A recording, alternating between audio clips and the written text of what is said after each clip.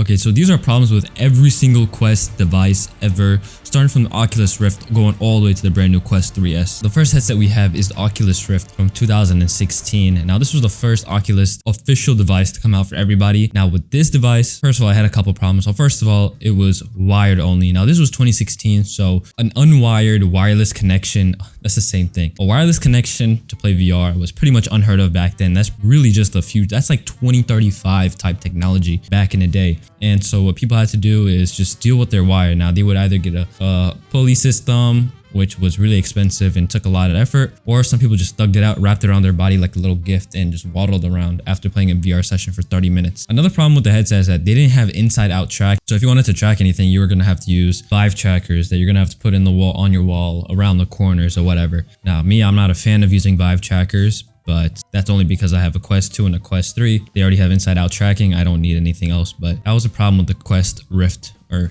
Oculus Rift. And if you think this is crazy, wait until the end of the video to hear what I have to say about the brand new Quest 3S. Next, we have the Oculus Rift S in 2019. Now, this was a step up from the regular original Oculus Rift from 2016. Now, this time they added inside-out tracking, which was amazing. People thought this was insane. But now there are a couple problems. So problem number one, from the Oculus Rift to the Rift S, we ended up losing OLED displays. Now, OLED displays is like a screen technology which helps make everything literally look better. The newest, like the top-of-the-line phones have OLED displays, top-of-the-line VR headsets, top-of-the-line tablets. And honestly, it's always a downgrade to lose OLED unless you go into like micro LED or some random other nonsense that we don't even know the names of at this point. Losing our OLED displays was genuinely, that's like when the Joker cried over Batman dying. The next downgrade from the headset, from the Rift to the Rift S, is the fact that it went from 90 to 80 hertz. This is, I don't know why you would reduce refresh rate. I mean, I think 90 is the sweet spot for right now with the technology that we have. In my opinion, I would love 240 hertz for, VR, but you get what you get, you don't throw a fit.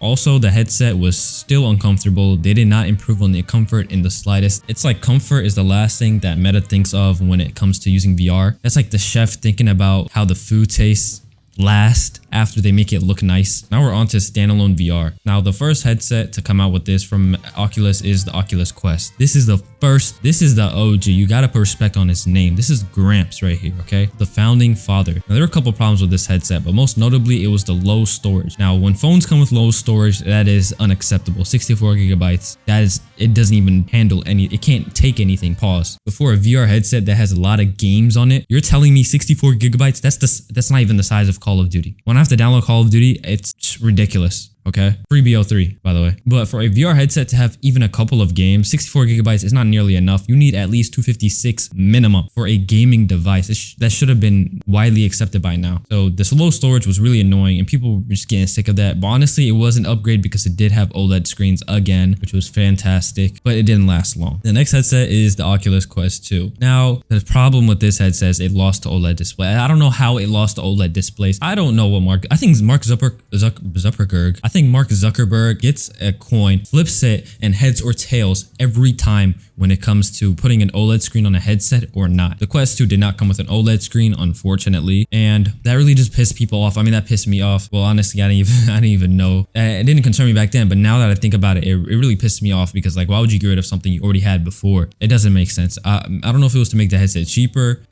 But yeah, so the screen really wasn't that nice. I don't even like using the Quest 2 over my Quest here. I can't go back. And another problem with the Quest 2 was the mandatory Facebook login. Now, before I didn't have a Quest 1, so I don't think you had to log in straight into you had to log into your Oculus account on the previous headsets. But now people don't like Facebook. People don't like Facebook because they've been in so much trouble when it comes to stealing your data. I mean, they are so good at leaking your data and giving it away and selling it that they might as well get a trophy for it because what the heck. But man, Facebook was in a lot of water for that nonsense. And at this point, people gave up and they just logged in anyways because the headset was such a good value because you're the product, not the headset. I hope you know that. People were also getting banned a lot on the headset for no reason. I mean, some of them like to pirate and go into the 7 Seas, but I don't think that was the reason why. There were a lot of random missed bans. And honestly, when I had the headset at first, when I was a total noob, I thought I was going to get banned one day if I just woke up. So I was just really careful with what I did and who I interacted with, even though nothing happened anyways. I was just being paranoid. The next headset we have is the Meta Quest Pro. Now this came out in 2022 and it was supposed to be the next step up. It was supposed to be the best headset of all time, but that just didn't happen. What ended up happening was Meta released a headset that is way too expensive for anybody to afford. I mean, we can barely even afford groceries. How am I going to afford $1,500 for a VR headset that I'm going to use once a week? It was so expensive and it didn't even do the things it was supposed to do. I mean, there's